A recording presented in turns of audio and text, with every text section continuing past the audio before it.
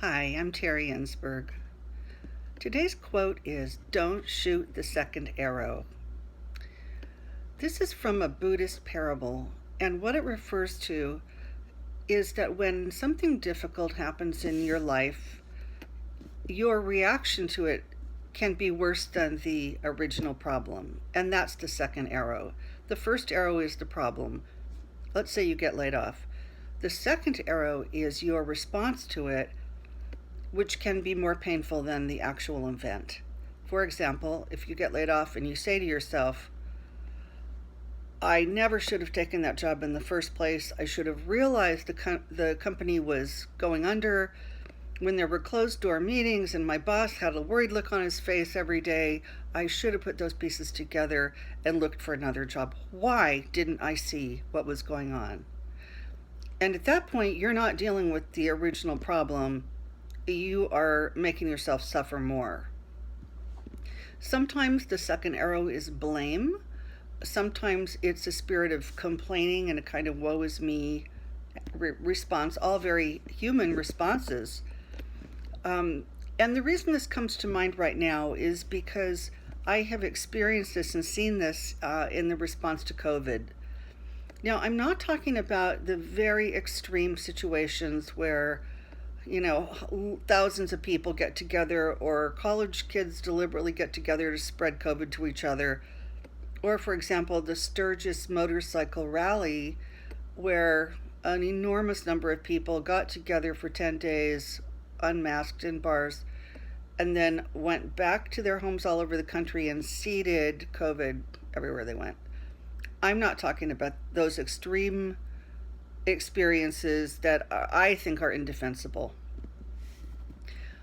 I'm talking about, in our normal daily life, regular people who are just trying to get through another day of this have to make complicated decisions about what's a reasonable risk. And it changes every day sometimes. And the second arrow is a kind of a sense of judgmentalism about how other people are deciding what to do. So, when COVID first arrived here, we knew almost nothing about it other than that it was contagious, and it was pretty clear to everybody we needed to stay in while we figured it out, and while the hospitals had time to add to their capacity and also for more PPE to be manufactured. But then more information started coming out. It was developed by scientists, and we started getting more details about how far could it travel in the air, and did masks work or not. Could it be aerosolized, or was it just in droplets? How important was ventilation? Could getting a lower dose of the virus result in a milder case of the virus?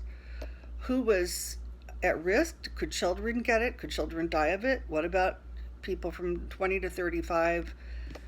And so it's been a developing picture because this has never been seen in the human population before. So of course it's a developing picture. We've had new information all the time, which means that we, who are not medical people but have to make decisions for our lives, constantly have to reevaluate based on the latest information. Could you catch it from grocery packaging? Could you catch it from elevator buttons, doorknobs, the steering wheel of your car? Very complex disease that none of us are equipped to know enough about to make good decisions. And there hasn't been consistent guidance from governmental authorities.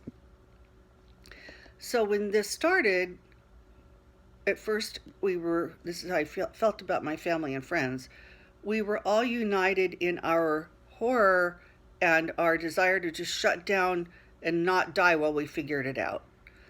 But then gradually, as we went along, people started making decisions. Should I go to stores that I don't absolutely have to go to? A big one was, should I get takeout food? Should I get food from outside my house? I went like 6 weeks without eating anything from outside the house. Should I go to work? Should I be at work if my desk is closer than 6 feet to somebody else's? Do masks work? At first they thought they didn't. So we're all trying to pick our way through this complicated information and make decisions every day. And the second arrow to me was that people started to judge each other. So it would come out like people would generally not say, you shouldn't do that, but they'd say, oh, I wouldn't do that. Should you keep your housekeeper or not if you had one? Should you go to the doctor for a routine exam? And so somebody would say, yeah, I'm going to see my eye doctor or something, and other people would kind of go like, oh, you are? Do you think that's a good idea? So people started to kind of pick at each other about the decisions they were making. And I'm sure I'm guilty of it too, because it's so done by tone of voice and facial expression and body language that it very hard to avoid doing it. But the problem with that for me is not only that it adds to the stress of the situation, but it keeps us from talking it through with each other openly so we can help each other understand what the best thing to do is based on the latest information. So if I feel like other people are going to judge me, and my question is, do you think it's safe enough to eat at a patio part of a restaurant? If I feel like people are going to go, oh, I wouldn't do that, I'm not going to ask them if they think that, what they think about it. It makes you want to not tell other people what you're thinking about doing and just decide for yourself. And that's a loss of resources. That's a loss of being able to help guide each other and think it through. And that's what I would like to see differently in this pandemic is, again, not counting those very risky behaviors, to be able to say, look, I don't want to tell you what to do, but personally I don't have a comfort level for that, and this is why. But I may in 2 weeks or whatever. Do you wear a cloth mask or a paper mask? Well, for me, I've read paper masks are better, so that's how I do it. But what do you think? What have you read? What have you heard on the news? That's how I would like it to be. So for my grandchildren and their future grandchildren, my message is, don't shoot the second arrow. Life is full of first arrows. A lot of them are going to hit you. Don't make yourself suffer more. Don't make other people suffer more. Watch your reaction to suffering, because a lot of times the second arrow is worse than the first.